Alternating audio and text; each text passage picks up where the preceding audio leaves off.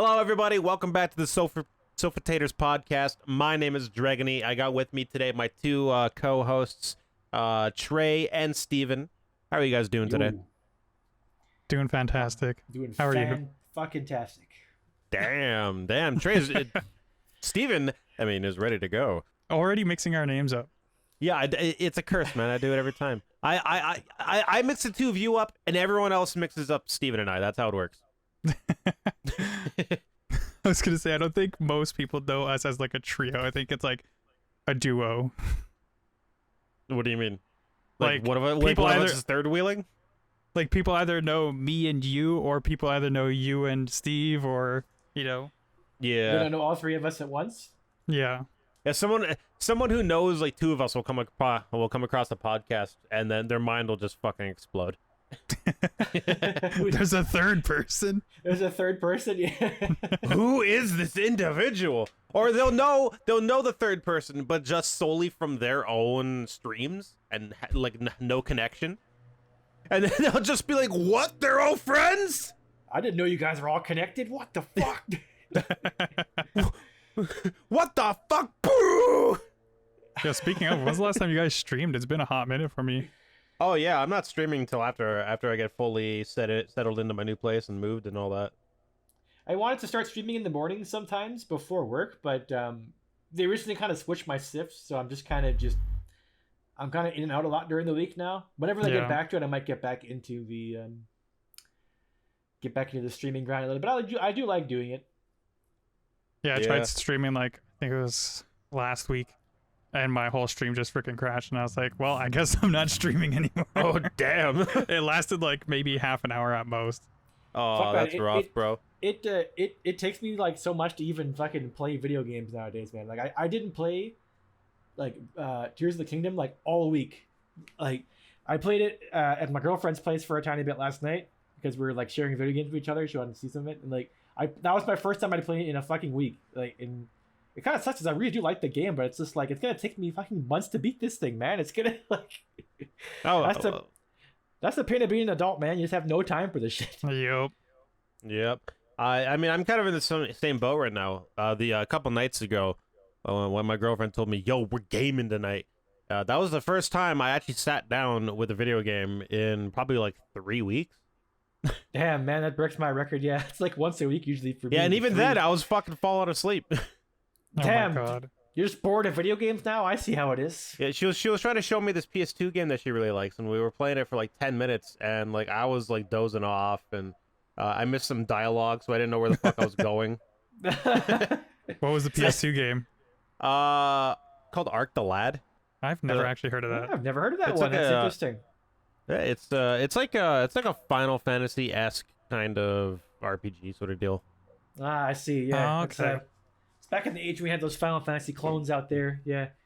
But yeah, it's nice because there's so many games I actually am interested in too, especially from the Direct. And I guess we can actually touch on the Direct a little bit when we get to more of a cohesive topic. But yeah, it's just but I'm gonna be still playing Tears of the Kingdom. I would like to finish it too. I don't want to pick up something else, bro. I don't want to pick up something else and just put it to the wayside because I do really enjoy it. I don't want it to be like other games I've done that with. So yeah, same. I haven't played since the last time I streamed it because I'm literally only streaming it to play it, and it's been a couple weeks now, and I totally forgot where I'm going and everything. Mm-hmm. I mean, that's the beauty of this game a little bit though, is you can just kind of drop yourself in and you can find something to do, and then you'll just get back into whatever the story is eventually as well. It's not so much of a game where you can just you'll have to completely forget what you're doing and start over. You just do something else. I mean, I do that while I'm giving myself a goal. I'll say I'll do this story quest, and then I'm just fucking halfway across the map doing something else because I saw some shrine or something. So I think that triggers the ADHD. Fine. Yeah. That type of game is fine. Just put down and pick up once in a while, but yeah, it's definitely gonna take a while for you to actually beat it that way. Yeah, that's the beauty about Tears of the Kingdom and Breath of the Wild. It's the perfect game. You can put it down for a while, and then as soon as you pick it up, it's it doesn't matter what you were doing before. Just go do something. Yeah, you'll get back to what you thought you were about doing eventually anyway, because it's probably going to be some kind of story quest. Yeah, exactly. I put down Octopath Traveler 2, and I have no clue what the hell's going on. Yeah, some RPGs like that, that's definitely a bit of a problem. I'm kind of the same way with Fire Emblem. What was the new Switch one again? Engage. Engage, yeah. I actually enjoyed it, but I put it down, and then I haven't picked it up since I put that down. Well, so Steven, what you're telling me right now is that you weren't that engaged with Fire Emblem? I was not that engaged with Fire Emblem. Boo! What the fuck, bro? Get out of here! Boo the joke. No. I'm not booing Steve. I'm booing you for that joke. No, dude, that was awful. that was 10 out of 10 top tier gold, bitch. What are you talking about? That was a good dad joke there, Justin. Thank you, Steven. I appreciate you, man. Trey, get the fuck out. Father. You can leave, Trey. I'm gonna take over the podcast. I actually loved Fire Emblem Engage. I already did like a second playthrough of it. Damn, well, I got really? like not completely. I got to chapter 12, I think I'm on right now, or 13, and I was doing a ring randomizer for it too. I I definitely enjoyed it as well. I remember you talking about how good it was when you were streaming it, Trey. It's way better than Three Houses, apparently. I need to get caught up in my Fire Emblem. You got time. Fire Emblem Three Houses is really fun too, though. The last Fire Emblem game I played, like seriously, like legit, was Awakening. Awakening was just pure magic. It was Oh great. yeah, Awakening was amazing. I played a little bit of Fates, and I was like, I don't know how I feel about this one. It's like 2 different titles, and it's a money grab. It feels like. Yeah, it wasn't that good. I played Fates as well. But it had the best waifu, Camilla. So I have to give it. I have to give it points for that. Camilla's the Charizard of fucking Fire Emblem characters, though. Mm-hmm. It's everyone's favorite option, and so it's like boring now. But I love Charizard. I don't give a fuck. Did you guys see? I'm not saying Charizard's bad. I'm just saying it's everyone's favorite, so it's kind of, basic. And I'm a basic bitch. There we go. Did you guys see they announced Persona Fire Emblem at the Direct? Oh yeah, Persona Wait, 5 what? Tactica. Or I think it's called. Tactica. Yeah, I thought you meant literally, like an actual crossover. A literal crossover? For No. a second, I was like, wait, what? Like, I know that I only skimmed the Direct. I didn't watch it all the way through. But I was like, did that actually get announced? No, it was Persona 5 Tactica. It's a strategy RPG. Honestly, it kind of fucking annoys me that people are just like, I guess in people's heads, Fire Emblem is the strategy RPG so much that it's just like a genre. Because I definitely hear people call it like, oh, it's like a Fire Emblem Persona game. It's like, well, you mean an SRPG? Like that's not Fire Emblem. Yeah, is the only one. Like, okay, but that's like lots of games now. Like anything that has like a rolling technique is now a Soulsborne game. I guess so. Or Yeah. Soulsborne Yeah, that's like, true. or with any kind of difficulty. Like remember that trend when Cuphead came out and they were like, it's the platforming Souls game just because it was difficult. Just it's difficult. Cuphead. Oh my god. Yeah. But no, when I saw that Persona 5 Tactica, the first thing my brain went to was Final Fantasy Tactics. Yeah. Because I think it looks more like that than Fire Emblem, honestly. Yeah, I think it does as well. It's a strategy RPG. It is kind of funny though that Fire Emblem ends up being like the genre sometimes ends up being like a genre defining franchise or something that if people see anything a similar game to it, oh, it's like a Fire Emblem game. Considering that series almost literally fucking died. Like if Awakening wasn't successful, then the series was over. There wasn't gonna be any more games. Oh yeah, Awakening was supposed to be the last one. That's why it's such like a love letter to like Marth essentially in the first game. Exactly. But no, their switch to hardcore anime waifu definitely saved the series.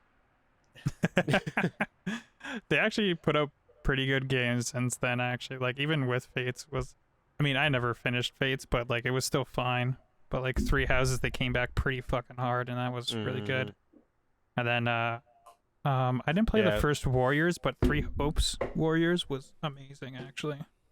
You know, I bought Fire Emblem Warriors on release day, and I played it for about 20 minutes.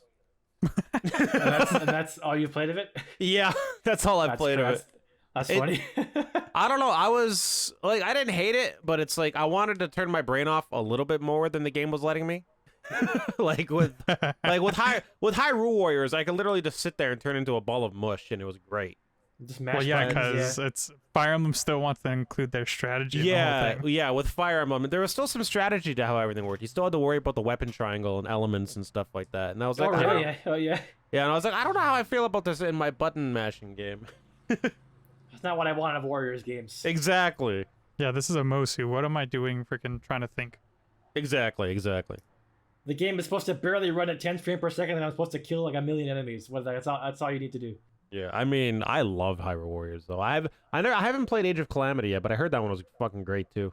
Yeah, I heard good things, like really good things. Like it's so much better than the first one. Which is insane because the first one is so good. It's also way too big of a game for its own good. What'd you guys think of? What are your highlights from the latest direct though? Dude, What I are you guys mean, looking forward to? probably Super Mario RPG remake. Honestly, Yeah, that's definitely mine too. Like I wish I kind of recorded my reaction to that, because I with probably most other people just initially thought, oh, cool, it's gonna be on Nintendo Switch Online, and like they're making a big deal out of that because they probably had to beg Square Enix to let it on, and then the fucking star or whatever comes past like Peach, and it fucking makes like you see like it's all remade, and it's like, what the fuck is going on? What they're actually remaking this game? It was insane, dude. I was losing my mind. I couldn't believe it. Nice. It was a very Mario heavy direct, which was great. oh Yeah, yeah. if you were a Mario fan, man, you were eating good. And I mean, that's to be expected though, with how good the Mario movie is doing right now. They probably just want to capitalize on that. Yeah, for sure. Yeah, I'm sure they had all that set up. They're like, okay, well, we got the Mario movie. Hopefully, it'll do good, and then we'll just bam, we'll announce all these games, and then hopefully. Can you imagine? Can you imagine if the Mario movie didn't take off that well? Like, would they have just not done this direct and like canceled everything? Yeah, I gotta imagine. No, because because this would have been like the bounce back to be like, okay, well the movie didn't do well. I guess these games will be good enough then. Maybe. yeah, imagine if like it bombed like the Flash or something. Dude, could you imagine the Mario movie bombs and then the Super Mario RPG thing releases? Everyone forgets about the movie. I guess that's true. Yeah, like then people would probably just not like they'd be sad about it bombed. I guess, but then like I'm sure that would really set them off. Maybe they just would have announced the Super Mario RPG remake sooner if the movie bombed. No, they love organizing around their directs, it seems. Oh yeah, no, they're great for that. I'm think it's surprised pretty they cool. like opened with like Pokemon stuff too. Yeah, usually Pokemon just has their own direct. Like Game Freak just announces it themselves. Usually. Yeah, usually. Actually, there's a sort of funny story about that. Some kind of like insider Pokemon guys on Twitter.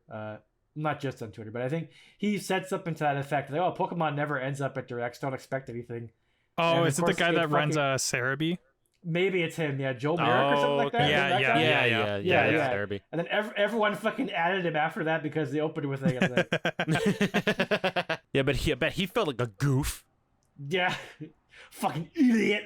I think that's one of those times where he's probably glad to be proven wrong though. Oh, for sure. Because then he just gets more info and he's like, oh, time to add to the site now.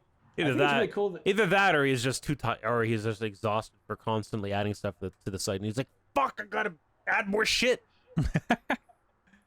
I can't really even bring myself to be interested in Pokemon anymore, man. I actually enjoyed Scarlet and Violet too, but it's like I'm not a huge DLC guy in the first place. Like I don't really buy a whole lot of DLC, but Yeah.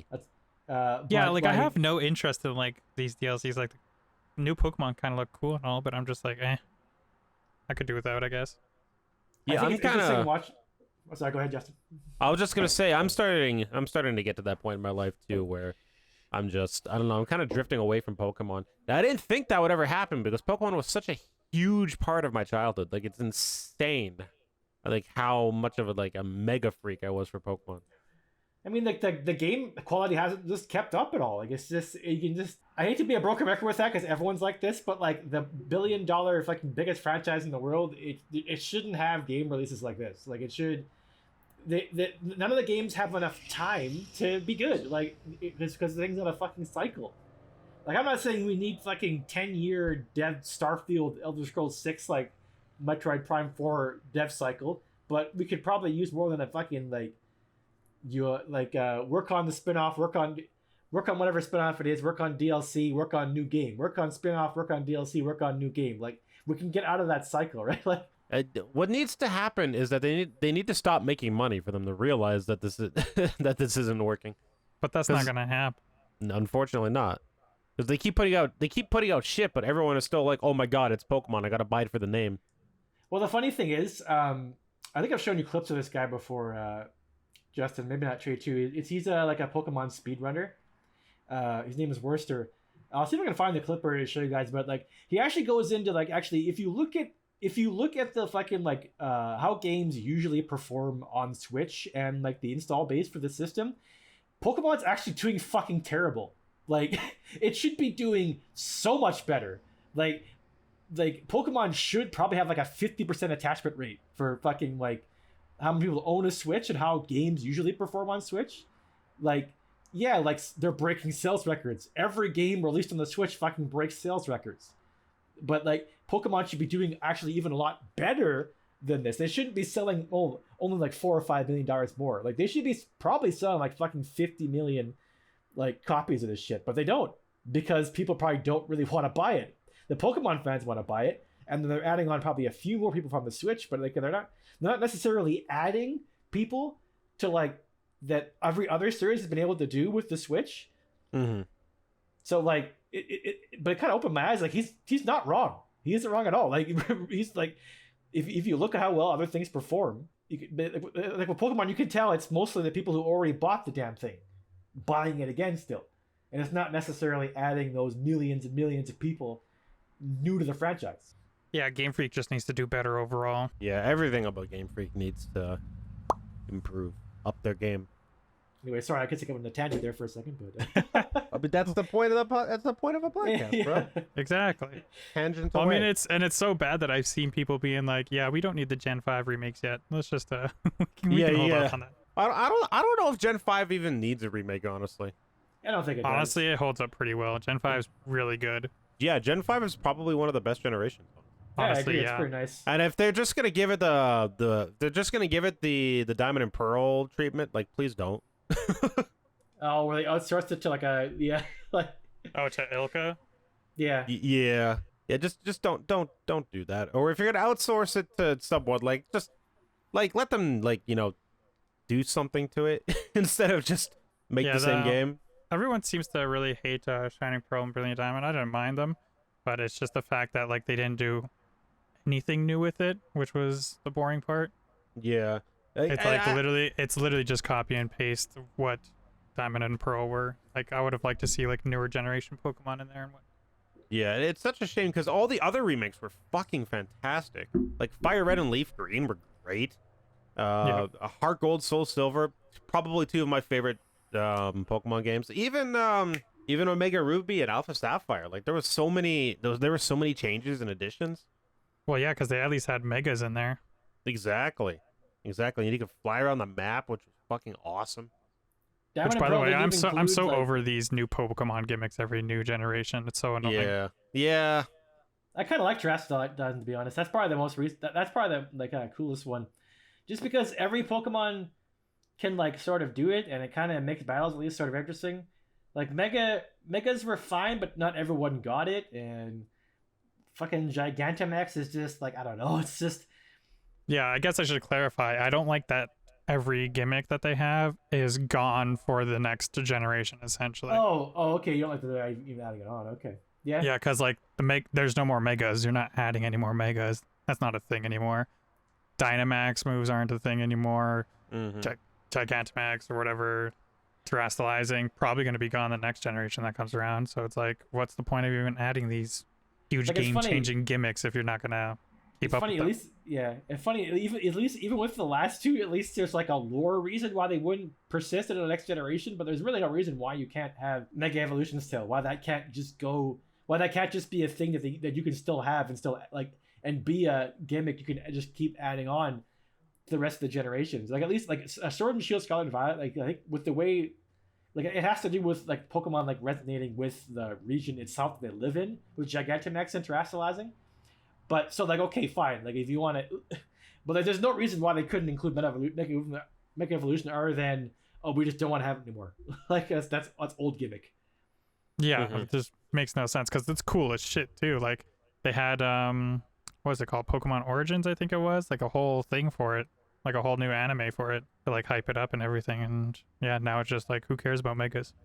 Have you guys actually watched that, by the way? Pokemon Origins, I think it's called. I think I saw an episode or two. I've seen a few clips of those. I'm pretty sure. Yeah. It looks pretty good. Yeah, it's pretty nice. I mean, It was pretty Pokemon had actually been doing pretty good on the anime side of things. Yeah, now that from what Ash I've is heard. finally done. I mean, even with Ash, I've heard the past couple seasons were really good. Like, Yeah. generations that they went through. Well, I think the latest series was Pokemon Journeys, right? That was like yeah, I the think so. big tournament, whatever that Ash wins. Yeah, like I At have least a that's friend what I who, think it is. I have a friend who likes to watch it still, and she seemed to really enjoy the last few couple seasons of it. So Well, that's good. I haven't watched the anime since like I don't even know how long. yeah, I've only seen clips of it, but the new stuff I haven't watched it religiously or anything. But yeah, it seems pretty good. Well, actually, I watched when they did the first movie remake. I can't remember what they called it. Oh my god, I forgot about that. Yeah, I watched that. Was that That any wasn't good? bad. Yeah, Well, I it mean, wasn't bad. I mean, It was the same just, thing, just new art style. It was just the movie again, yeah, which wasn't bad. I mean, I enjoyed it. I saw Actually- the trailer for it, and I thought it looked kind of ugly.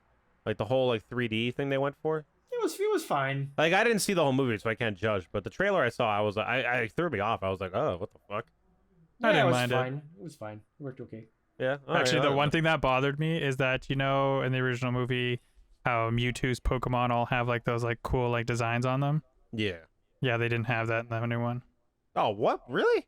Yeah, so you couldn't tell which ones were like the clones or whatever. And I mean, I guess it kind of makes sense because like, well, they're clones. You're not supposed to be able to tell them apart. But still, like, They look I that guess was a badass, cool though. fucking design. I guess that actually makes sense. I mean, it's kind of like you can pick your poison type thing. They have cool designs, but at the same time, it actually it probably makes more sense within the movie, I guess. Yeah, Mhm. but still, it- those designs are cool as fuck in the Yeah, original. they were. They were pretty cool. Yeah. Was it the first movie that they remade? Yeah. Yeah, I'm saying- Pokemon, Mewtwo Strikes Back. Is Mewtwo Strikes Back the first one? Yeah. should be. I'm not sure if it had that tagline at the right away. It might have just been the first Pokemon first movie or something that when it came out in the West anyway, and then I thought Mewtwo Strikes Back was a title for like the next movie, or a later one. No, I'm pretty sure that's the first movie. Hold on, I'm actually googling I this thought right it was. It sounds like a secret movie because it sounds like he's already been in a movie and he's Yeah, like because it says strikes back. strike back, but it's actually like literally he's striking back against like his creators. So it's more like what he's doing in the film. now. Got it. Okay. That's Yeah, like- that's so dumb. Man, I thought I was just having like a crazy like Mandela effect for a moment. This is not. This is a secret like Pokemon first movie only in your universe. Yeah, exactly. Well, and some of the titles were pretty confusing too earlier. Like I think the second movie was the Lugia one where they called it Pokemon 2000, the movie. Yeah, I remember that. Yeah. Remember thinking as a kid, oh, so the third one's gonna be Pokemon 3000. And so Wait, wasn't it just called Pokemon 3000? Or not 3000, Pokemon the third movie? What was the third Yeah, one? it was. Yeah, Pokemon third movie. I think it was. That's the Entei and Unknown one, right? Yeah. Yeah. That was a Great pretty good movie actually. Yeah. Yeah, I enjoyed it as a kid. That And might then actually be the best Pokemon movie, like as a movie. And then I think the fourth one actually was called Pokemon Forever, and they were Oh, just so they kept it up for a little bit. Yeah, and then after that, I think they were doing. They just I hear the changed it after Pokemon that. movies all together are all pretty solid. To be honest. And then you read the title of Pokemon Forever and go like, "Oh God, this movie never ends. I'm just gonna be stuck in the theater till I die." it keeps AI generating new scenes. Pokemon Oh, God. Forever. Can you imagine? Have you guys seen No, those like it'll, AI shows now?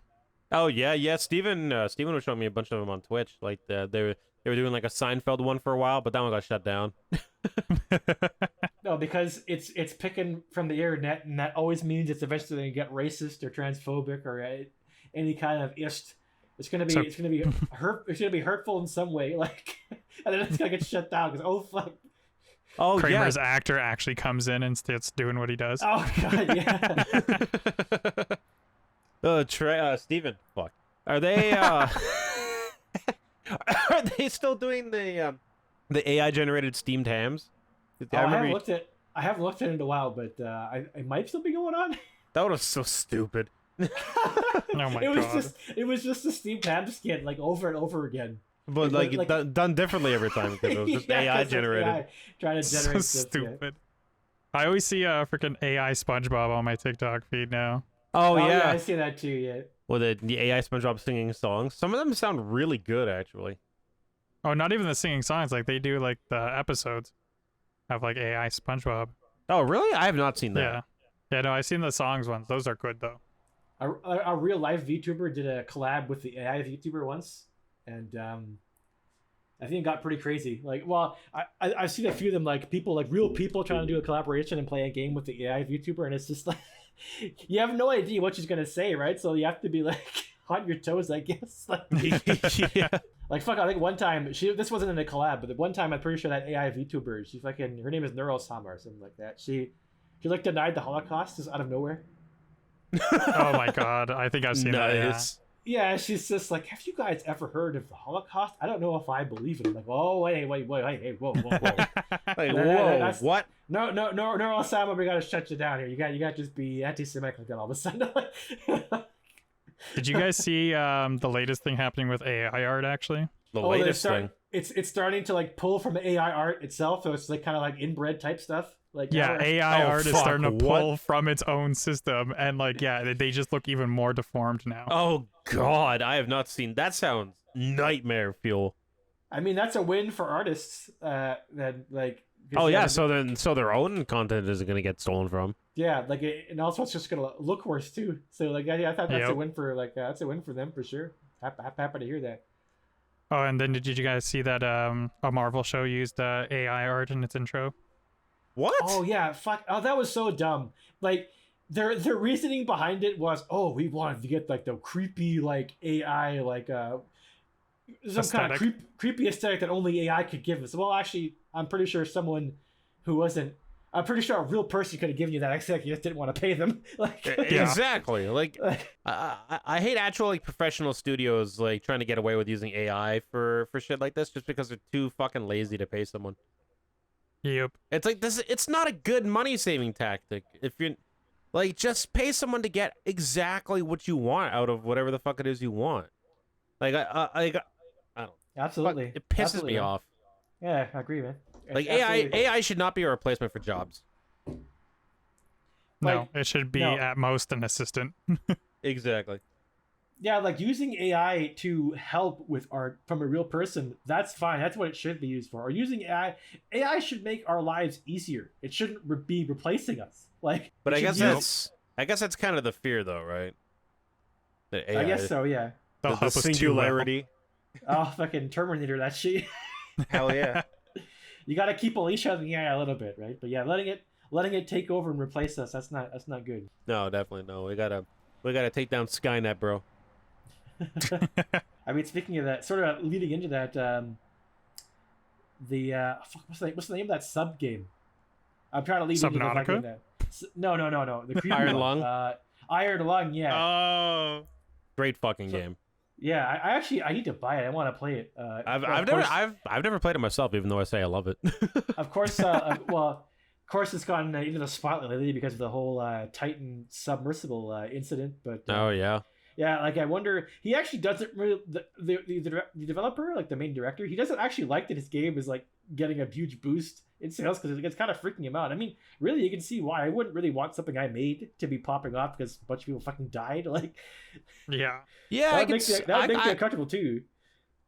I can see that. Yeah, but also at the same time, money, right? Like, fucking just take it, bro. No, I'm kidding. Yeah, I'm true, kidding. True.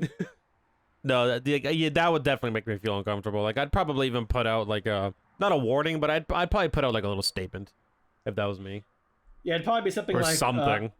I can't Well, I mean, stop. he did, so. Yeah, I can't, Oh, did he have to- actually? Oh yeah, did he actually? I haven't seen that.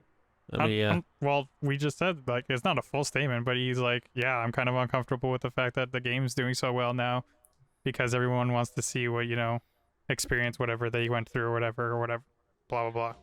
I'd probably do like what Justin said, where like I would just actually just like make a full like statement so people can just like read it and like I can't stop you from purchasing my product, like what I created because of this, but like please for the love of God, don't fucking at me and ask me how I feel about it because it's bad.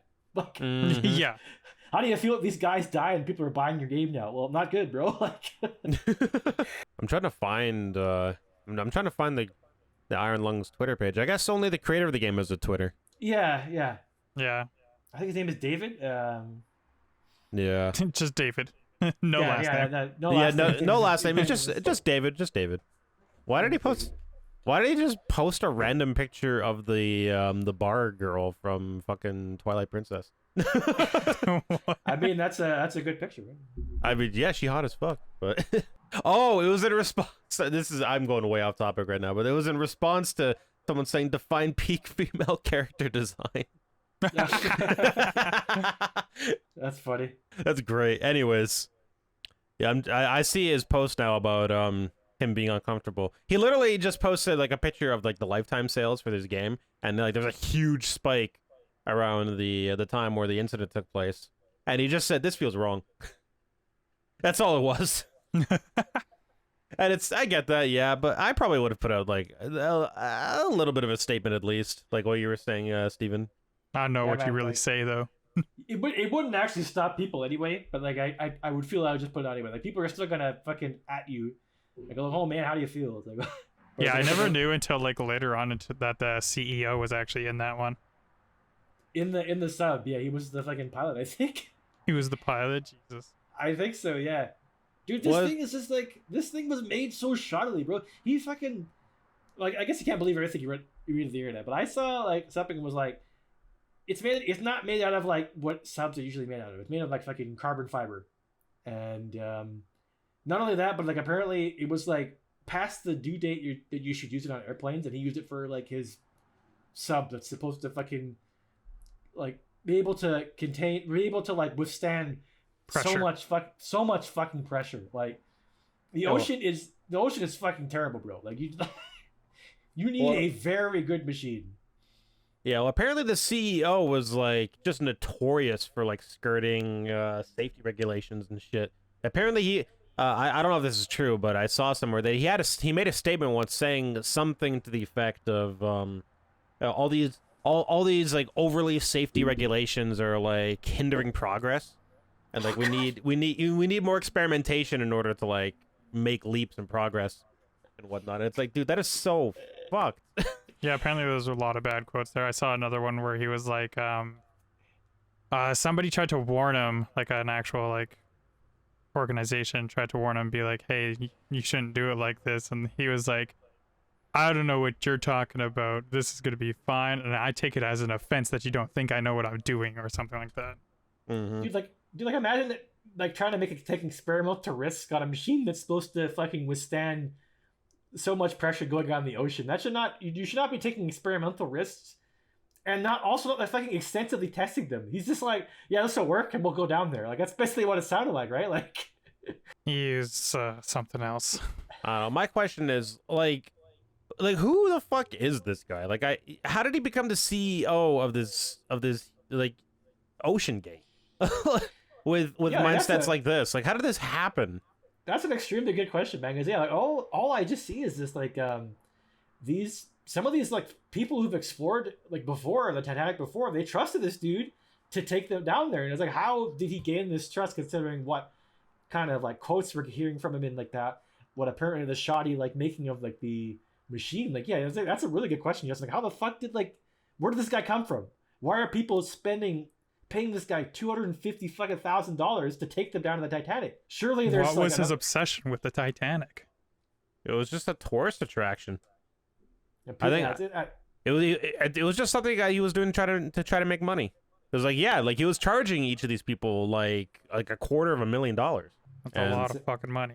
It is a lot of money. You'd think you would have taken at least, the smallest fucking portion of it and put it towards, making the sub a little bit safer. Nah, bro, we're gonna skip on the safety here. I gotta pocket all that cash, dude. What do you mean we're gonna get fucking crushed underneath a hydraulic press? Like, The Benz is real. I think it's called the Benz. The Benz? Yeah. What the hell is that? The change in pressure from like deep sea water to like our normal pressure up on the surface. yeah, Oh, I've never heard that term before. Like I think I've heard it before too. Yeah. like BNZ, like the car. No, bend, like Benz. Oh, Yeah. okay. Ben's scuba diving. Yeah. Like this, the sea is just crazy, man. You can't even go up that fast if you're actually in a submarine. You have to go at a certain speed, because if you go up too fast, you're also gonna get fucked, because it's a change of pressure, like, right? So Yeah, your body will like literally like just implode and fall apart, which is yeah. not good. Fucking horrifying. You honestly, you couldn't pay me to go down in a submarine. Like, we don't need to go down in the ocean, man. There's creepy fish down there. I'm dying to just believe it, like I watched Finding Nemo. I know the scary fish are down there. Yeah. Oh, I'm reading a little bit about this right now, the bends, and like this sounds fucking horrifying. It says it's a condition that occurs when dissolved gases come out of the solution in the bloodstream, forming gas bubbles in your circulation. So like you're like literally like these bubbles of gases like literally just like come out into your body and I guess kind of like blow your body up from the inside. Like Yeah, it's insane. I feel like we should have a scarier term for this phenomenon. we're just gonna call the bend. Why is that, sir? Because it makes your body bend in ways it shouldn't. It makes it. I think it does a lot of things. The bends makes it sound like I threw out my back or something. It's making me bend over. Not if I'm gonna fucking implode. It's kind of a relief to know that the submersible kind of just imploded rather than they ran out of oxygen type deal. Oh no, for sure, yeah. Because at least we know they went quickly and hopefully painlessly. Yeah, the implosion was so quick that like you wouldn't have known that it happened. Yeah, they probably weren't even aware. Probably, that's definitely the best way to go if you're going to die at sea.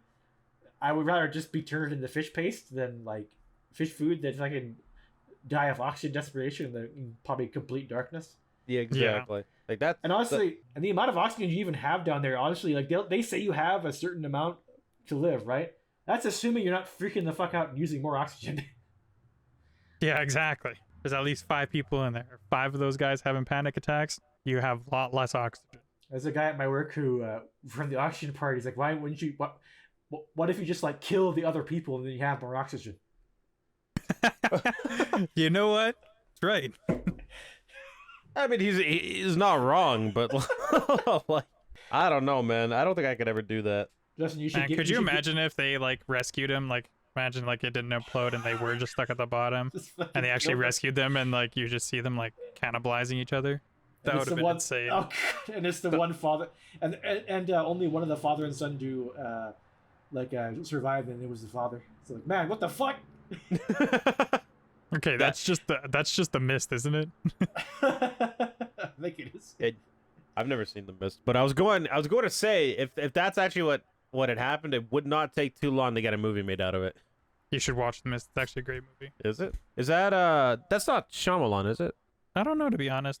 Is that it's a bit of an older movie. I think I've seen that movie. Is that the one where they're stuck in that gas station and like for most of it? And I thought it was just like a normal grocery store. Oh, no, it might be a grocery store. Was it a gas station? I don't know. It might be a grocery store. It's one of the two. They're in a store. Like, and yeah, I remember that movie. I haven't watched it. Like, it was pretty good though. All I remember is that ending and being scarred.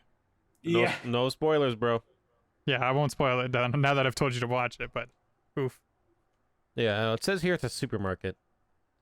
Okay, then yeah. Actually, did you guys hear that apparently Mr. Beast was supposed to be on that sub? Yeah, really? I saw that scrolling today. Oh, holy shit. Why the fuck would he even want to go? Like, why would anyone want to go on this sub? Because they're rich. Yeah, but it's like, from everything I've heard, like, you can even tell just fucking looking at this thing that it wasn't very safe. Honestly, it's probably more expensive to take other, like, more better, like, subs to go down there. And so James Cameron has actually been into the Marianas Trench. Yeah, oh yeah. But the sub that he used is like 1,000,000 times more sophisticated, and it seats one person who has to sit in the fetal position. So like Jesus. So with this thing, I mean, honestly, and that's what it kind of needs. Like, really, a sub that's going down this deep probably shouldn't have that much open space in it in the first place. Like, it shouldn't be a thing that seats like fucking 5 people. Yeah, like some carnival ride or something. Yeah, so like that immediately in itself is a red flag. But probably, I mean, rich people can be. You don't have to be smart to be a rich person. You can be fucking really dumb, and that's probably partially what happened here. Like, they don't know anything about probably submersibles. They thought they could just trust the dude who made it, and they could just go down there and they could see the Titanic with like other people without really thinking that, wait a minute, like the fact that 5 people can fit in this thing and it's going this deep is like a red flag. Well, wasn't there one person that came out and said like that they went on it and like on the waiver form it mentions death like 3 times on the first page? Yeah. Jesus.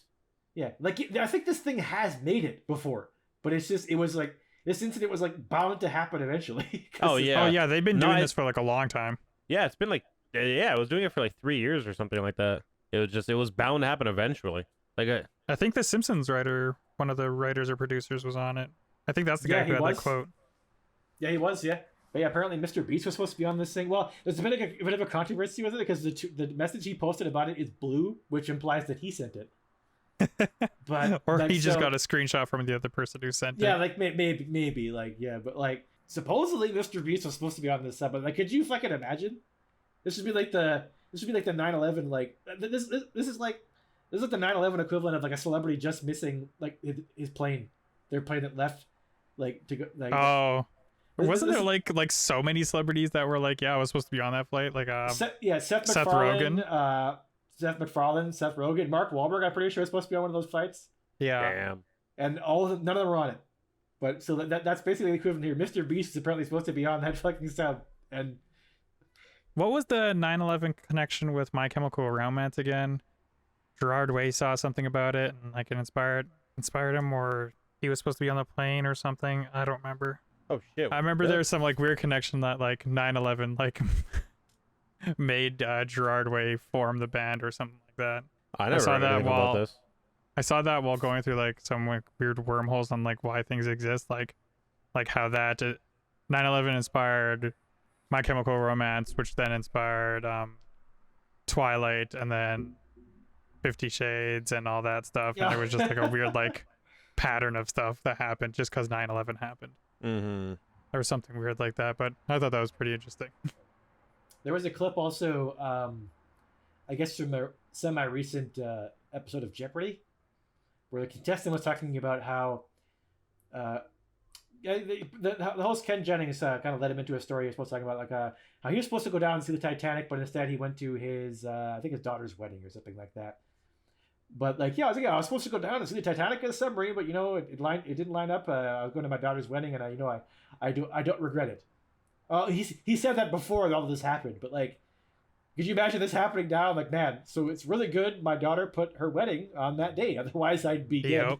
Like, I'm sure that's probably happened to like everyone at some point. Like, they were just not at a certain time at a certain point they were supposed to be, and like, if they were there, then it'd be a lot different, right? It's kind of crazy. Have you guys had near-death misses or whatever like that? I'm trying to think if I specifically had one.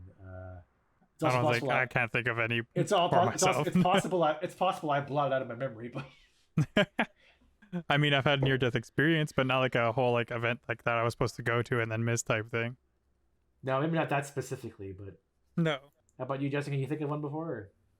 Near-death experiences that I've had?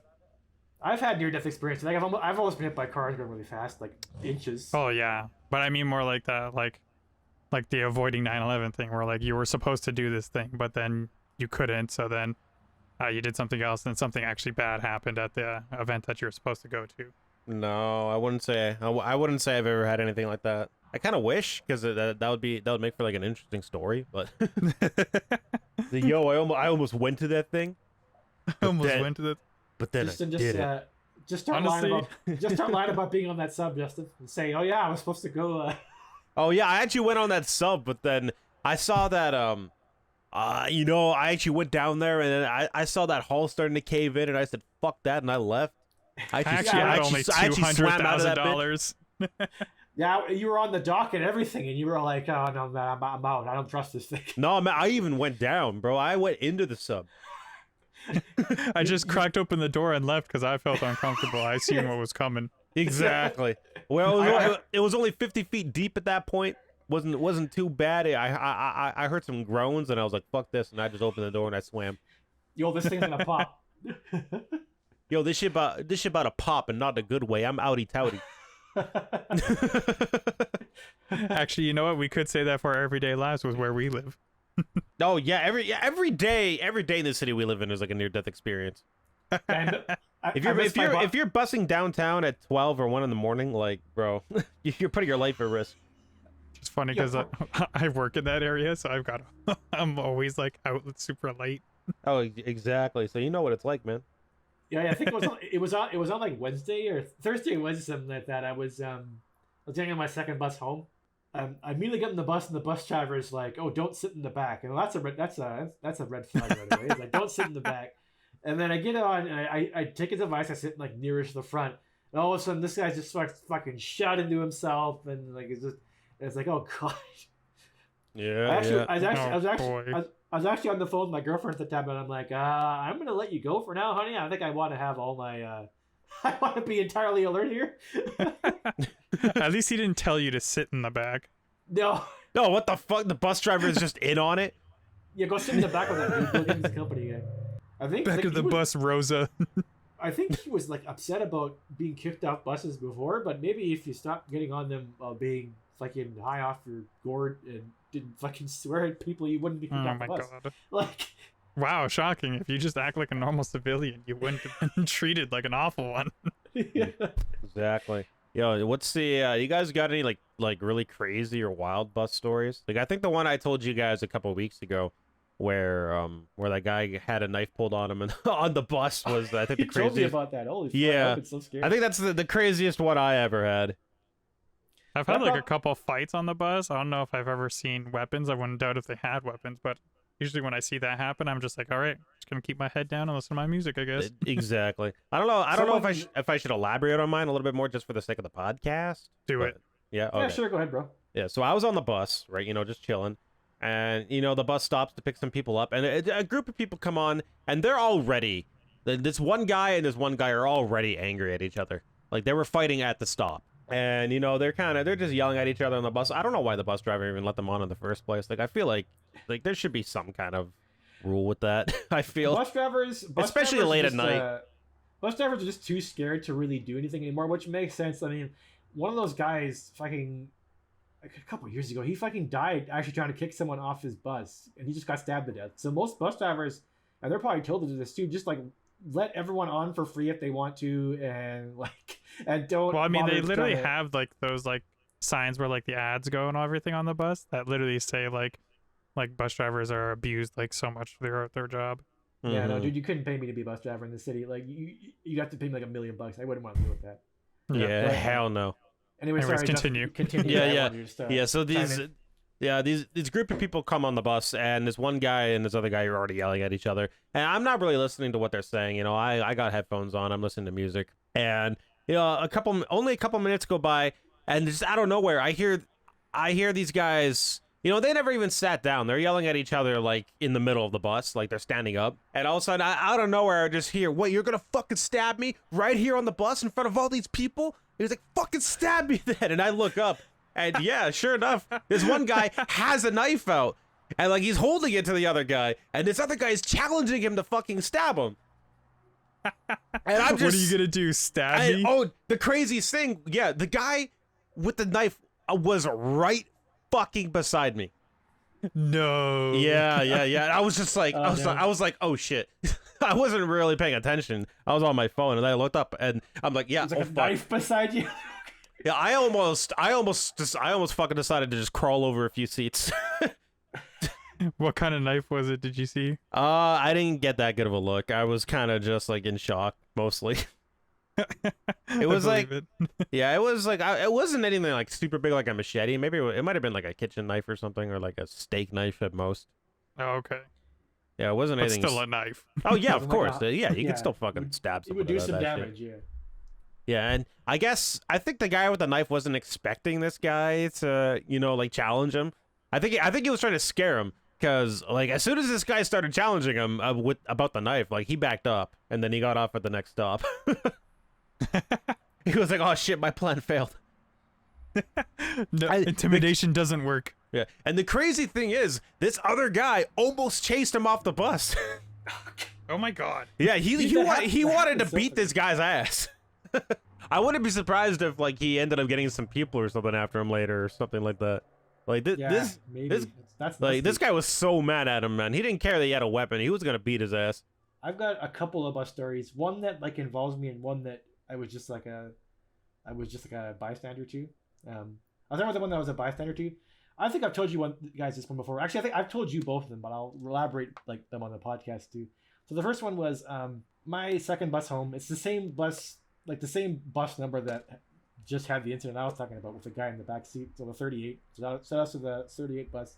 Anyways, I get on this bus going towards the Forks because it's like 20 minutes late, but I figure, okay, well, I'll get on so I'm not standing downtown, and I'll just get on the bus. I'll put in my music, look outside. That's usually the strat to do if you have to take the bus downtown. Just like look outside, put in your music. People don't usually bother you. Anyway, so that's my idea. Anyway, I get on the bus, and I think he gets on at the Forks, and he's got like a vape pen, like it's got marijuana too. It's got weed. So like he goes on, and he immediately starts smoking that, and like you could smell it, obviously, right? So the bus driver's like, "Hey, you can't do drugs on the bus," and this guy gets just fucking pissed, and he swarms up to the, but he's not happy about being like he wasn't even get kicked off the bus. He just told him to stop doing drugs. He fucking walks up there, and he points at the no smoking sign, and he says, "That's only for cigarettes."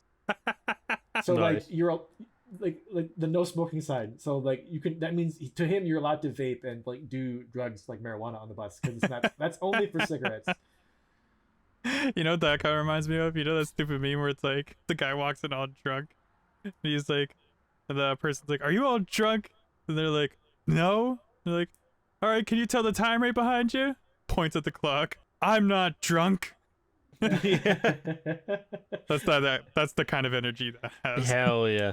My story doesn't even end there though. So then he eventually does get off the bus, and he gets off like at the stop I normally would have gotten off, or I would have gotten on the bus normally. And apparently that stop all day had this really old like 1970 like tacky chair at it all day. He fucking picks that thing up and he threw it at the bus. It fucking cracks the window. There's glass all over the place. Oh my god. Yeah, and you know what? I saw that chair that day actually. My ex and I were driving around downtown and we commented on the chair. We were like, "Oh, there's a cute looking grandma chair just sitting there."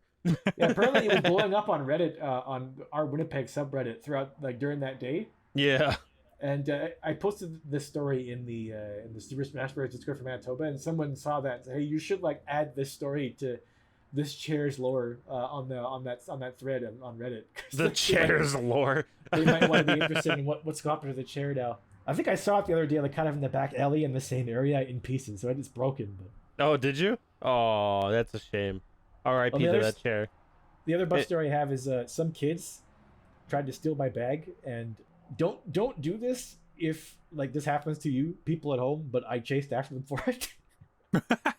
And I did get it back, and because I actually gained on them, and like, well, one of the kid holding the bag dropped it, or he tripped, and instead of like trying to get away, he just dropped the bag because he probably didn't want me to catch him. But they just didn't expect you to chase after him, I guess. No, they probably kids like that, they fucking don't. They don't expect you to actually do anything. Like no, they don't think of things afterwards.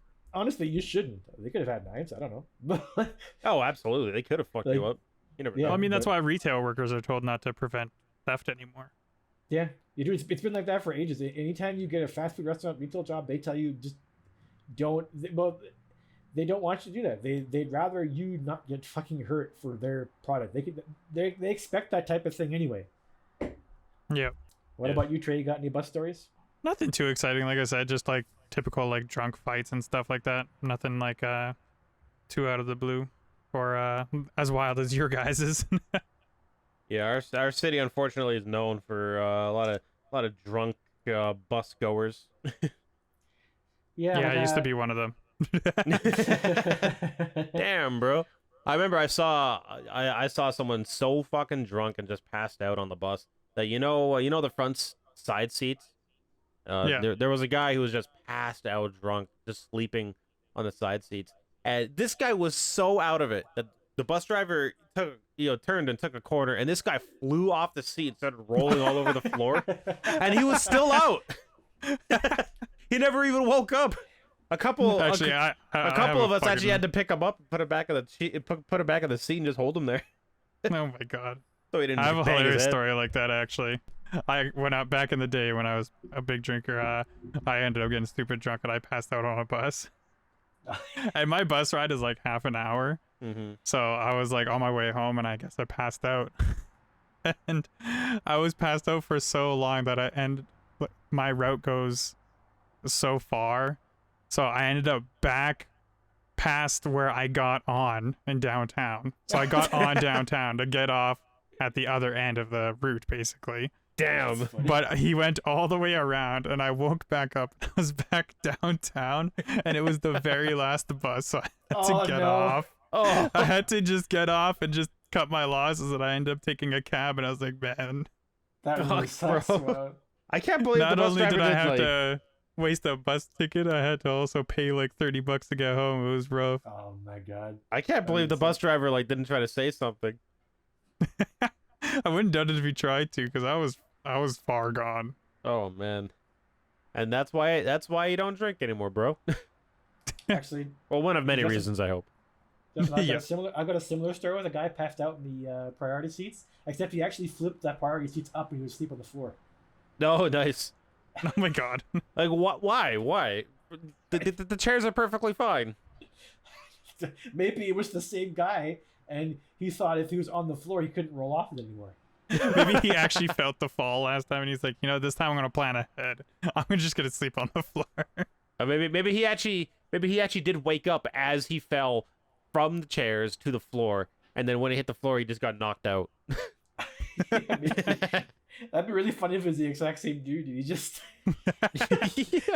he learned from the experience that Jess is telling about for the one I'm in. Actually, all 3 instances were me, and it just got worse and worse each time. Oh damn, dude! I can't believe I didn't recognize you. Yeah, same, bro. That was a really rough patch in your life, wasn't it? Yeah, man, I'm recognizing this. All that matters is I survived. Yeah, you're still here with us today. I don't know about that. I don't know about that, bro. I'm here at least. Okay, well, at least if you are gonna die though, at least make sure you write me into your will, bro. You can have all my Yu-Gi-Oh cards. There you go. Now you can man, go. Now you can go die somewhere.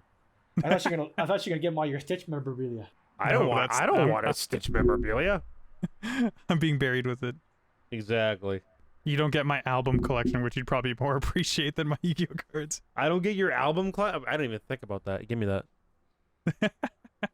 I will forge your will. I still buy CDs. Hell yeah, whenever who I doesn't? can. Lots of people. Lots of people. That's true. I mean, that's why I only own, HMV like, isn't 5 around CDs, anymore. But... I'm sure that Sunrise record store sells more merchandise and like other shit than fucking this actual CDs. Yeah, most of the stores now are just like movie stores that also happen to sell CDs and stuff now. Yeah, I mean, hell, they probably sell more vinyls than CDs. Oh That too. yeah. I'm actually surprised that they're even still carrying CDs. To be honest, like I don't see people really buying them anymore. Well, that's what I mean. It's a dying medium. Yeah, which is a fucking shame. Like I'm glad vinyls are coming back in like a sort of like niche, kind of like hipster kind of way. Yeah. But I mean, streamer stuff has just killed it, man. I mean, almost everything's on fucking Spotify unless you're Nintendo. But which is really unfortunate because like the streaming doesn't give money whatsoever no. to the artist. Like they're already getting gypped off for like CDs and stuff, but like with streaming, it's even worse. yeah, I don't know how artists even like make do nowadays. Like it's like concerts, I guess, and shit like that. Like Yeah, it's literally concerts. I actually watched like a whole documentary. It was actually it was a documentary and also a making of album for 30 Seconds to Mars, their album This Is War. Mhm. They made like a behind the scenes thing, but then they were going through like a whole contract dispute with, I think it was Warner Brothers they were with. So then they also kind of like put that in the making of video, and like they explained how like bands make their money and everything, and like how labels just screw over bands literally all the time consistently. Can't remember what exactly like the figures are, but the breakdown was somewhat like you'll get signed to a label, and then the label will give you a certain amount of money, say like $1 million or whatever. I don't know what how much things cost, but whatever. Say it's like $1 million. You use that $1 million to make the CD and everything, and then the label's like, okay, now you owe us money, and then so then you gotta go, and then so to make up that money, you go on tour, and then you have to sell your own merch and all that, and like ticket sales to make that money back up, but they also pay for the tour. So then you got to pay back with a new studio album release, and then you got to get in this like weird cycle of like where you're always owing the label money. Mm-hmm. And somehow if you're like you're really successful, that's when you actually start making money, but you're always in a constant cycle of owing the label money. and it's like stupid. You know what I remember it especially since Chester Bennington was in it in the documentary. Oh, was he? Yeah. Oh shit! I should check that out. I think he's actually. the one. I think he's the one that actually does like the full breakdown.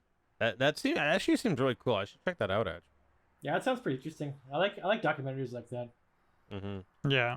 Something I've been seeing getting more and more popular lately is that I've noticed a lot of people, at least with independent artists, because I can't imagine you'd be able to do stuff like this, like if you're part of a label. But a lot of independent artists are almost doubling as like content creators. Yeah. And like promoting their music through, like TikTok or making like videos on YouTube that might. Yeah, you gotta have a side either, gig, like- I think, at this point. Yeah, because there's just no way. Because then that's their own money, though. It's not. I don't. That too. At yeah. least depending, I guess, on the contract or whatever.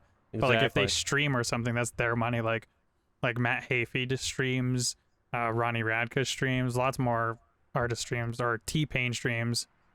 T-Pain all streams, that. really? I didn't even know that. Yeah, T-Pain streams are probably the biggest streams for Does he like use the any kind auto-tune? of like artist. Honestly, I thought that belonged to Ronnie. No, I think T-Pain's like the biggest one. Oh shit! And like he loves streaming. I'm actually gonna look up T-Pain on Twitch right now. Yeah, actually, I mentioned T-Pain because I pulled up. I was trying to find the streaming services payout or whatever, Yeah.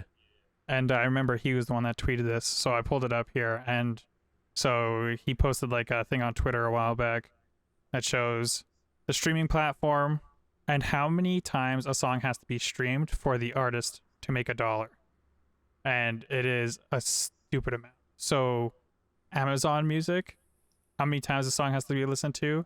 It's 249 times before the artist make $1. That's Apple crazy. Music is 128. Tidal, don't know what Tidal is, but like Wave Tidal type thing. Mm-hmm. Tidal Music 78. Napster, who had like that whole freaking thing with Metallica and all that, was the best one actually at 53. You need 53 streams of a song to make $1.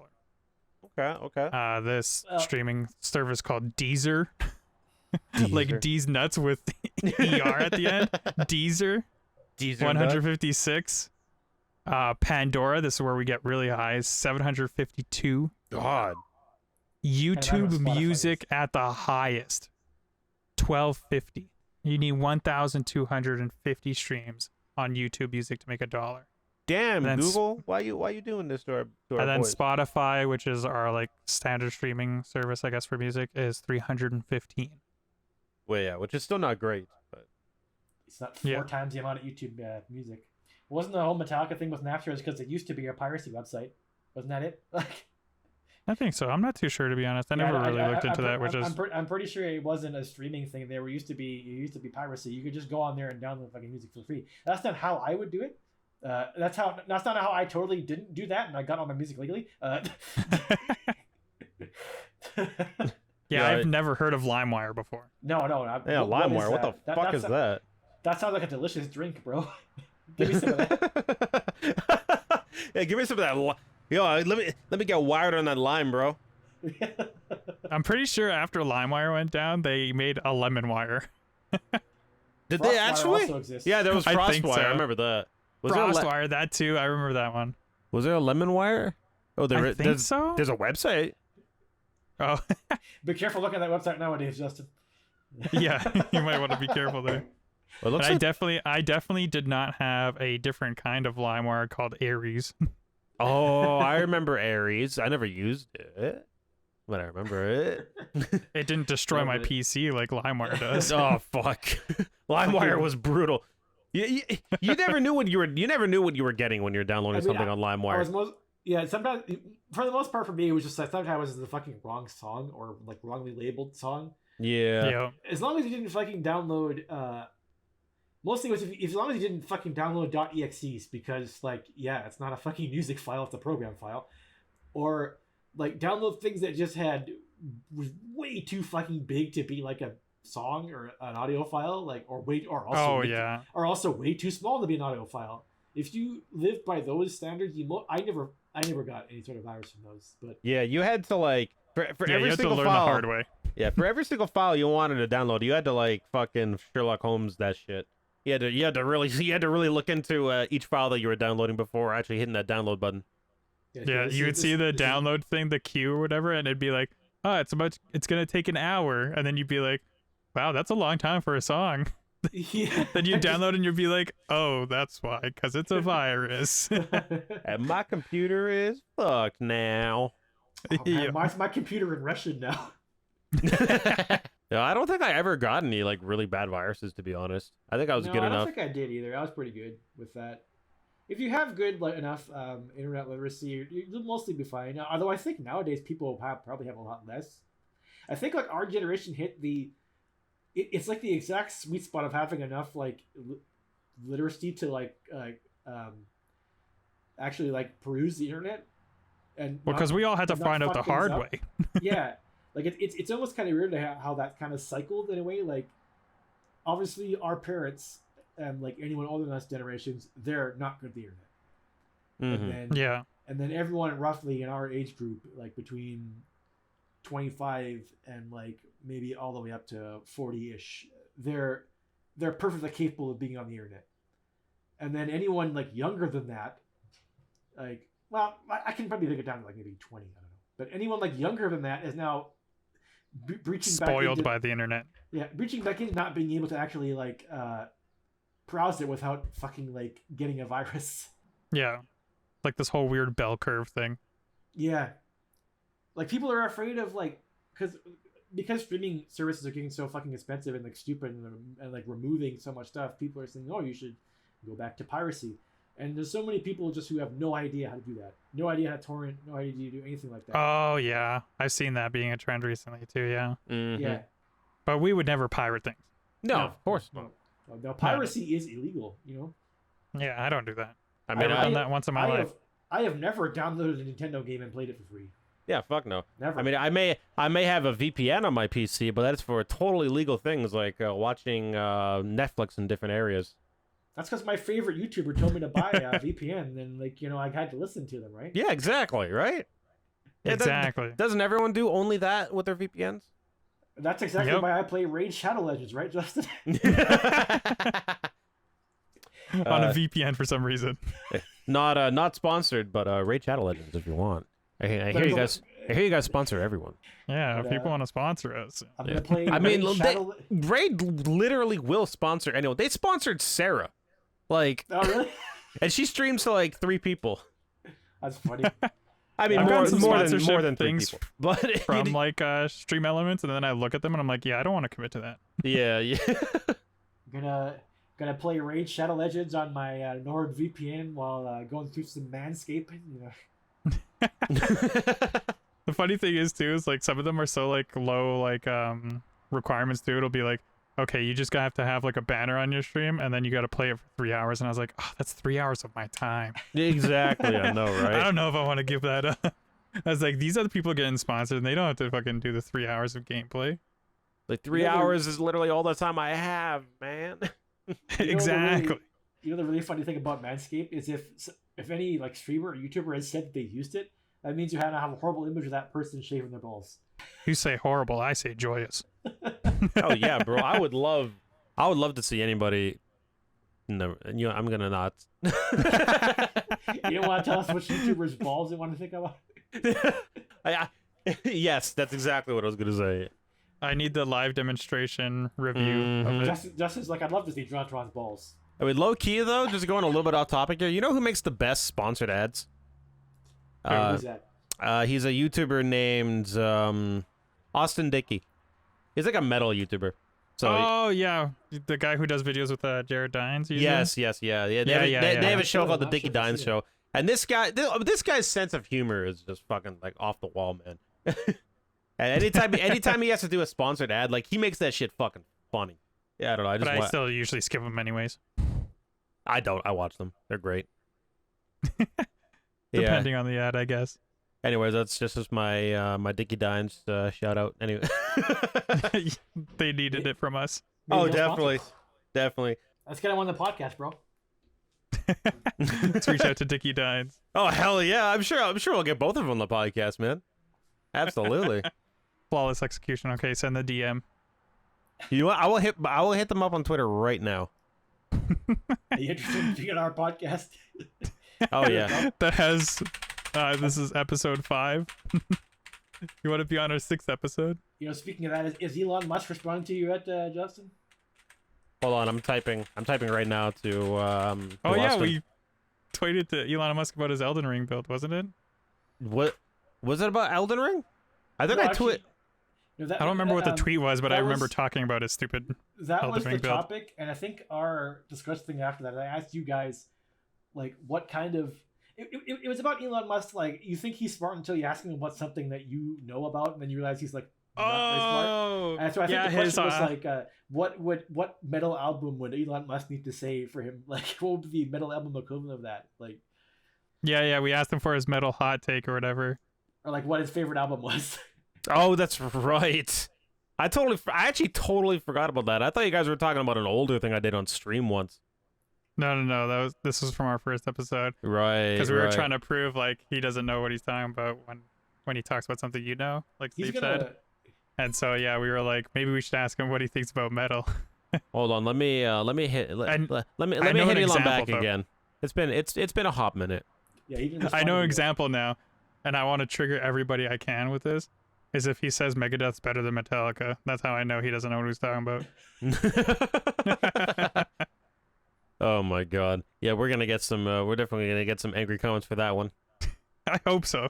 Musk is gonna fight Zuckerberg. Did you hear about that? The cage fight? Yeah, Oh my God, I did yeah. hear about that actually. And Dana White actually reached out to both of them to be like, yo, you guys legit? Dude, Musk is gonna get his ass fucking kicked. Oh pretty yeah, sure- are you Yeah. kidding? Zuckerberg Zuckerberg's, actually like, does like actually- MMA. Yeah. Does he? Or martial arts. Sorry, not mixed martial arts, just martial arts. And also, the thing is, I think if Zuckerberg loses, and he won't, if he does, it doesn't affect him at all. He's like, oh, that was fun. I fought a Philly billionaire. Back to my meta shit. But, like, if Elon Musk loses, it's going to fucking destroy him and he'll have so many excuses. Like, it'll be so funny. Yeah, I think he's doing he's- like jujitsu or something like that. Elon Musk's ego will not allow him, like, to handle him losing very well. Well, then why would he even be up to doing this? Like, shouldn't he know that he's gonna lose? Because he He's has an probably- ego. He has an ego. He probably thinks he's going to win somehow. Oh my god. He's going to Probably show thinks up he to can the just fucking- sit on him and win or something. He's gonna Because show I up mean, to the fight in like a robot suit, and then it's gonna fucking run to the wall because it has it has bad autopilot. yeah, that's a saga. I can't wait to see it happen. Yeah, but he Elon Musk tweeted what he's trained in, and like he said like some martial arts stuff too. But he said he's trained in no rules street fighting. How are you trained in something with no rules? What like? He's he's like, I watched Fight Club a couple times. Yeah. I learned how to throw a punch. I was trained by the great Tyler Durden. Oh, I watched fuck. a couple homeless people fight one time, and I watched my employees fight. You I watched my employee try to punch me for being a fucking horrible boss. So did you hit Elon Musk back up? Oh, No update? I got distracted. Did you even tweet at Dickie Dines? Was I supposed to? That's what you said you were gonna do. Are you supposed to I DM me did. that? I don't even remember saying that. Hold on. I'm tweeting it at Mr. Musk right now. Yo, bro, give me your metal take. What's your favorite metal album? Come join our podcast. Imagine if he just joins right now. All right. I'm saying yo. I asked about your metal music hot takes a while ago. Still need a response. Then you'll get it this time for sure. He's just gonna send 2 exclamation points at you. Very concerning looking into this. No, actually, the real hot take that he would have would be that he loves Saint Anger. Yo, that snare on Saint Anger though. Oh. He only likes it for the meme where you can't understand what the one line where you can't understand what they're saying. That's almost all songs, to be honest. You know, but they do it, give me few, give me five, give me that. Oh, Yeah. Or the meme of the meme of fucking James Hetfield standing outside like that clothing store just with like a bag and like some basic ass clothing. No. Was it you ever seen that- James Hetfield or was it just a lookalike? I have no clue. Actually, with that "Give Me Fuel" song, I've also heard the meme where it says, "Give me few, give me five, give me double Charizard." Give me 2 Charizard cards, bro. Just 2 though. Yeah. I couldn't handle a third. Yeah. I just looked at that meme I was talking about. I can't tell if this is actually James Hetfield or not. Hold on, let Put it in me. the chat. Post it Yeah, in the I'm gonna post it in the chat, and I want you guys to let me know. Oh fuck All it. right, I'm waiting with a bated breath now. Hold on, it's saved as a fucking web file. Oh, come on. How do I? What the? Why is it only giving me like web page? Like save as a JPEG. Why don't you just copy it? What do you mean copy it?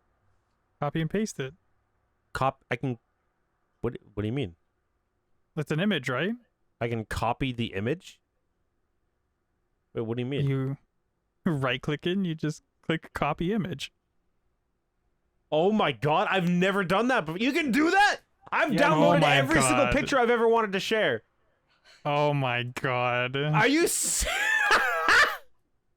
He just blew his mind right now. Oh yeah, that's James Hetfield That's because it, behind him is Robert Trujillo.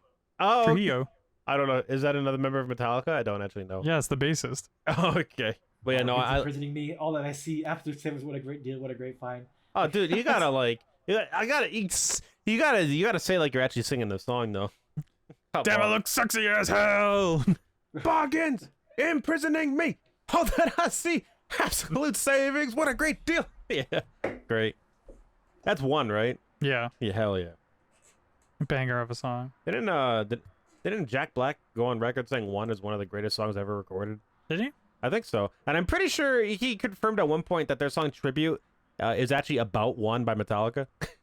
Or like that was supposed to be the song that they're Actually? paying tribute to. Yeah. Which That's pretty great. Well, I think that I don't know. I gotta go look that up. I don't know how true that is. I mean, I wouldn't doubt it. I mean, Metallica's heavily influential. You could say that. Mm-hmm. I would believe that statement, and I wouldn't really know Yeah. Oh, contest it. yeah. I don't know. Apparently, he sang one with Metallica live once. I didn't know Of that. course. I didn't know that. That's cool. He probably did If you great can too.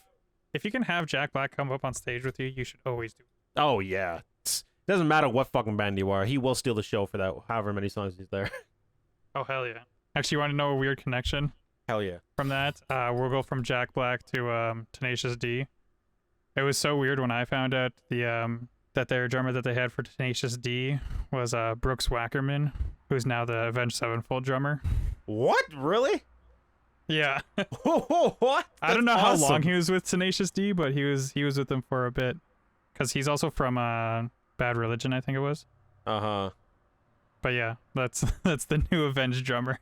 He was on Tenacious D for a bit, That's awesome. right? Dude, so many weird connections in the world, man.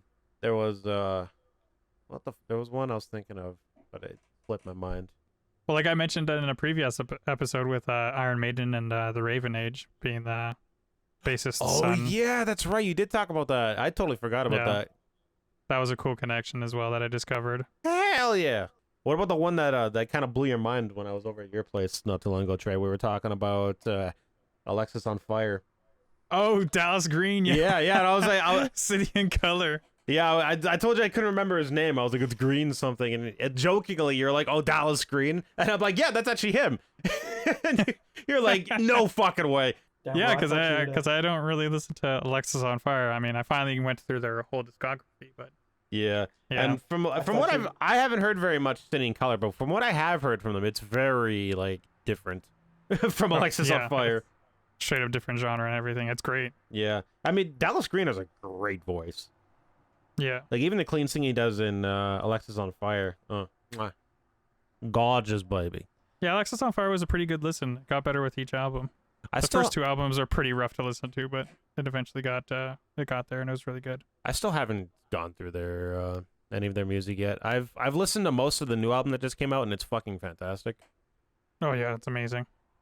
But I You haven't probably should get on that. We're gonna see them next month. I know, yeah, we're seeing them open for Avenged Avenged. Sevenfold. Yeah. That's gonna be a sick fucking show. Oh my god, speaking of Avenged, I'm listening to that new album like daily. I still It's have so good. I still have only listened to it the one time. It's so fucking good.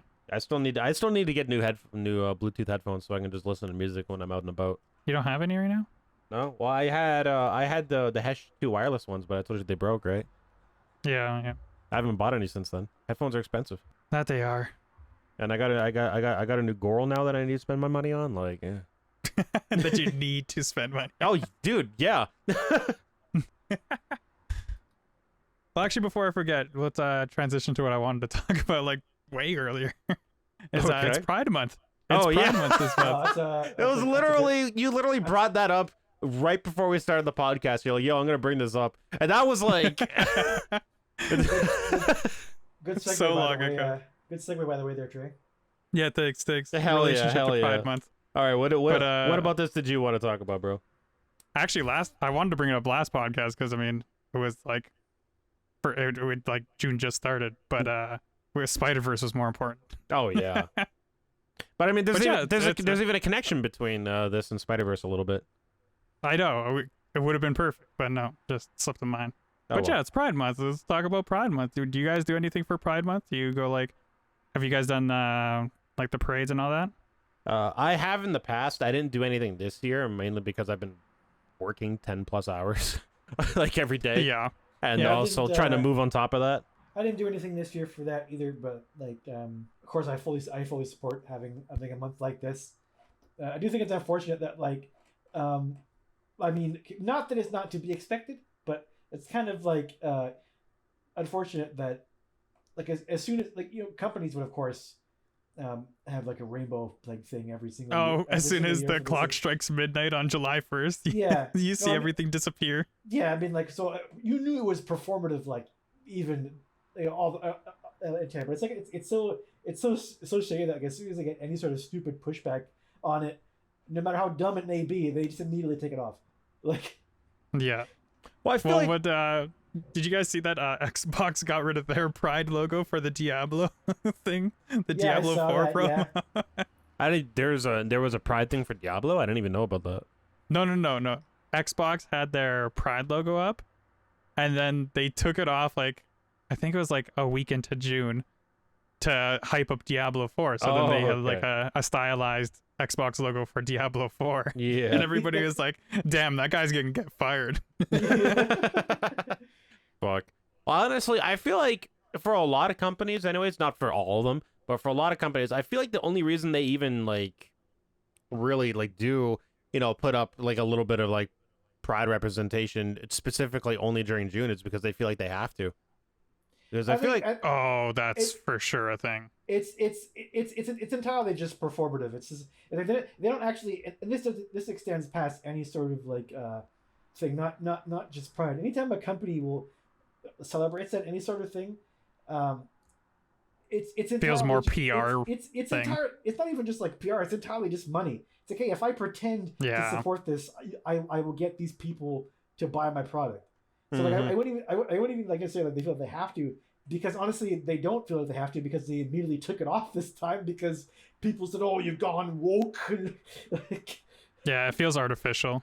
yeah, so like it was always performative, but that just like really it just shows you how performative it really was. As soon as there's any sort of pushback, no matter how dumb, it's gone. Like, Mhm. So yeah, like it but yeah, you knew that, I guess. The only reason they do that is just because they want to make money. And any sort of thing they do like that, it's to make money. And they don't actually, very rarely they don't actually like they'll actually care about the cause or whatever they're going for. Yeah, it's unfortunate. It's kind of like when like big companies do like big like charity fundraiser things. It's just like a tax write-off type thing. Exactly. It's all about the almighty dollar in the end. Unfortunately. But to step away from that, from negativity about fucking Pride, what was Pride parades like? I've never actually gone to any. No. I've always been working like my whole life. I think Yeah. since 2016 I've been working heavily during the summers, like I do now. But Mm-hmm. I mean, so, like, I Pride could is never like, participate. it's like a safe space for people to represent themselves, however they want and however they feel like they need to. Like, it's big and it's fun. I personally am not super into going to these things because, like, I just I mean, you're not part of the LGBTQ. You're basically just there as like an ally, kind of like, hey, like you guys. I'm bisexual, bro. What the fuck you talking about? Don't you know I this? forgot about that. Yeah, I think you told me that before. Well, Yeah, I've sucked some dick in my day, bro. Oh yeah, what happened? Where's that actually for me then? What the fuck? Whoa. I'm just kidding. Well, it's a little Yo, I too got late dibs for you on now. next. No, but yeah, well, what I was gonna say was like obviously I love that I love that LGBTQ people have they can have this space to represent themselves however they want. I don't know, my being there, like a lot of these people tend to represent themselves sexually, which is fine. It just I don't know Do what you do. when I'm standing around, I'm seeing all these people represent themselves in this way specifically. I'm just like, this is fun. No, I get it. Like you're part of it, but you're not like involved in the community, I guess. Yeah, However you wanna say it. I guess I'd say that's about right. Yeah, that's I guess that's kind of You identify with them, but you're Yeah. not like you don't share that community kind of. Yeah, and I also don't I really. guess that's kind of more what I meant when I said that. It's like you're not part of like maybe that type of culture really. I guess. Well, not even people who are like maybe poor part of that, like even like lesbian, trans, or any of those people. They sometimes they might not like vibe with that sort of thing either. But Exactly. it's still good to have this type of thing.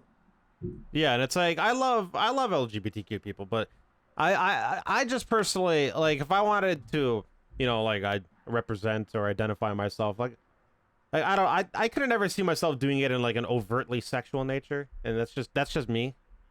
Yeah, I get that. But like lots of people go to Pride specifically for that, and like that's fine. Yeah. That's totally cool. Like represent yourself however you want. I'm just like I don't go there to get horny. Just to celebrate kind of just the community as a, as a whole type thing. Yeah, exactly. Yeah, I totally get that.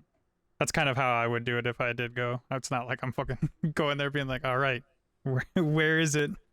I'm gonna paint myself rainbow and just put a sock on my dick, and that's gonna be me wiggling it around all day. Yeah. Yeah, that's probably how I'd be like it too. And like I think I'm like a little bit on that. Like I guess I'm technically part of the community, like it kind of like, or I'm under that umbrella. But yeah, that's not how I would represent myself. Yeah. Like, Do we want to like go over our specific like sexualities? I guess Justin just mentioned he was bisexual. okay, Do you well- want to like go in depth on anything? Yeah, Actually, I don't. like, I'd like to. Oh, sorry. Who are we starting with?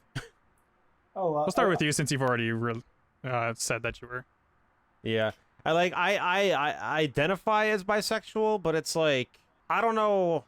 It's kind of weird because I have a very I'm very female leaning, and when it comes to men, I have a very like specific type, and I could not see myself with any kind of male outside of that type.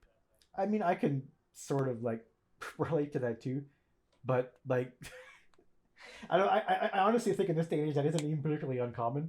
That you can actually just be straight and have that type of like thought process, like. Yeah, but I Even don't. though it's technically like. Yeah, and also another thing I just want to touch on is that I'm bisexual, but I'm not biromantic. Yeah. I never in any fucking time ever could I ever see myself having a romantic relationship with a male. I've never had any sort of romantic feelings for another male. It's just the reason I wanted to touch on that is because a lot of people fail to make that there is actually a distinction between bisexuality and biromantic. Yeah. Yeah, Well, because there's just there- like there's a lot of terms for everything too, so it kind of does get I don't know if I want to use the word muddled, but sometimes it does get a little too much and a little confusing. So I actually have like a way to kind of talk about that as well. Like like people like sexuality or romanticism or romantic, like they're entirely different things. Absolutely. Just because you have sexual feelings for one does not mean you would have romantic feelings. Well, the reason I can kind of relate on this is like I consider myself like I think I'm partially on like the asexual like spectrum kind of, but I'm not aromantic. yeah. Yeah, so like that so like I don't have a huge like drive for that sort of thing, but Yeah. that doesn't mean that that doesn't mean that I would never want to be with anybody, right? Like Yeah, and lots of people can't Yeah. differentiate that. yeah, so that's actually interesting that you mentioned that, Justin, because you actually have a way to add to that as well. Like, yeah, they are entirely different things. They're not. Mhm. They are lumped together very often, And honestly, I think the first time I kind of realized that myself is that the YouTuber Jaden Animations made a video on that sort of thing, and actually she specified that she's both. Like, she's aro-ace, which is aromantic and asexual. Oh, okay. But like, so like even in my head, it's like, well, even before I kind of realized that I was on this type of thing, is that like I never differentiated the two. But yeah, like they should be differentiated because that's like they're different. They're on spectrum. They're different things. And Well, that's how a lot of people find out their yeah. identities too. Yeah, people mention theirs and like, oh, hey, I feel like that. Yeah, for sure. Because like I still don't even know what to call myself either. Because like I'm mostly straight, but like I wouldn't be opposed to like a gay relationship or anything. It just hasn't happened. I just haven't met a guy that I've been like, you know what, let's do it. You know what I mean? Yeah. So, but it's not like I'm like avoiding it either. You know? So would you say you're bi-curious then? No, because I'm not curious. Well, If that's what that don't- you- means. you just I'm not don't know. curious about it. It's just like I've seen attractive dudes, and then, like I just haven't had like a romantic feeling towards one. But it's Okay. not that I'm opposed to it. It's just like if it were to happen, I'd be like, oh, okay, so that's just what it is. You know what I mean? okay. Does that make sense? I guess so. Yeah. Like if there was a guy that I was like, you know what, I think I'm actually falling for this guy, and it just happened. It just happens. It's not like I'd be like, no, that's gay, and like run away. You know? Yo, you guys always said no homo. What the fuck is this? My socks were on, I swear. But yeah, like I don't know if there's a label for that. So I've just been, I don't know, straight with an open mind, I guess. Yeah, I Takes a guess while to- it's like it's not quite bi-curious. It's like a little under that. It's interesting. Yeah. Yeah, takes a while to figure If- out what you are. You have to experience lots of stuff. true. If there is a label for it, then I guess there probably is. Because I mean, with how the LGBTQ community is, they like to put labels on everything, which Mhm. is kind of odd because they don't like labels, but they do. But Yeah. I think it's a bit Yeah. moral, but it's also good to have like I mean, like I said, it is a spectrum, and maybe it's hard to get named for every single level of that spectrum, but yeah, there should be a way to differentiate it. That's probably why there is so many labels, is because like people just don't. I mean, like I mentioned, like people lump asexuality and bisexuality like kind of together with romanticism or like romance, but that's not the case. So yeah, like yeah, aromantic, biromantic, those are terms that should exist. Or there's also like spectrums of being ace, that like you may be ace until you had a meaningful connection to a certain person, and then like so you're not really that doesn't mean you're ace. Or you might have like you might not get into that type of mood very often, so you can consider yourself at least on the spectrum of ace. So that means you could be like the gray sexual. I think it's something like that, because it's a gray area of sexuality, I guess.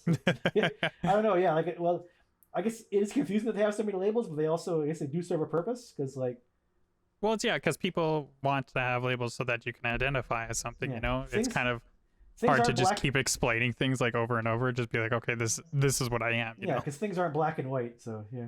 Yes, but the easiest way to explain things is when things are black and white. So you just Yeah. got to be like, that's the thing, Exactly.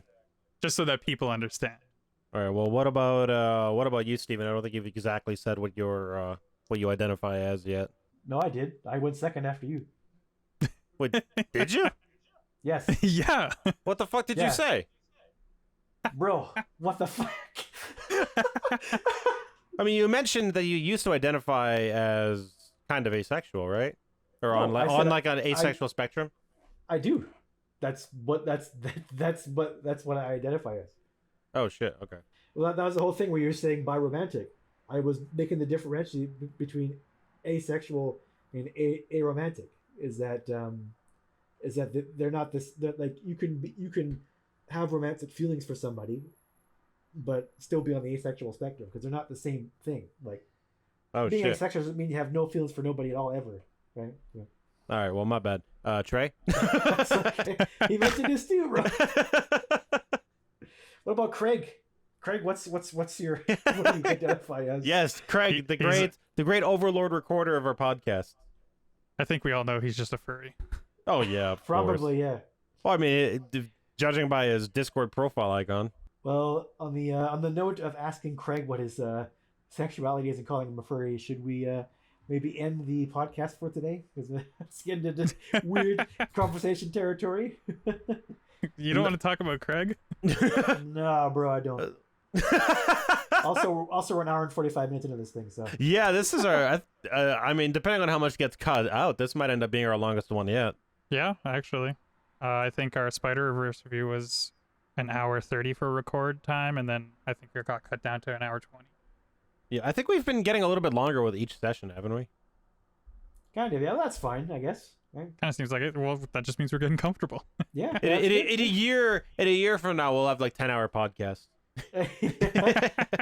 I don't mind going longer as long as we have the time. Exactly. Hell yeah. Yeah. All right. I mean, I have the time. Yeah, I mean, I'm never gonna have the time. Fuck that. I work too much. All right, well, fuck it. We're ending now because we can. Because we want to. Catch us on our socials, and whenever we decide to stream again, I don't think we're gonna post them anymore, but you know. Yeah, I'll definitely be going live again for sure at some point soon-ish. As soon as I'm done moving, I'm in the process of moving right now. Yeah, I'm actually really curious about the future of live streaming in my case. Now that I'm actually dating someone who like identifies as like a content creator. Yeah, it'll be fun. Yeah, I'm hoping her and I will be able to like actually like really push ourselves and push each other and support each other in that That'd be way. Cool, yeah. Yeah. Well, I've seen you guys do content before, and it's good times. So, Oh, I mean, yeah. it'll be fun. Oh yeah, the Yeah. both of us separately have always been like interested, so maybe. And I mean, we've been trying to get her on for a while anyway. So Oh yeah, I should talk to her about that. See if she'll join the podcast. Oh, that'd be fun. yes, she's got for like an episode at least. you Yeah, know? yeah, exactly. Yeah, 'Cause it's not like she's just like your girlfriend. We all know her. Like, Yeah, yeah. that sounds a little sus, bro. we all Whoa. know her. Whoa. Whoa. all right, let's get the fuck out of here. All right, well. See you, This was the everybody. See you podcast. next All right. time. Yeah, thanks for listening, everyone. This has been the Sofa Taters Podcast. Check our socials, links in the description.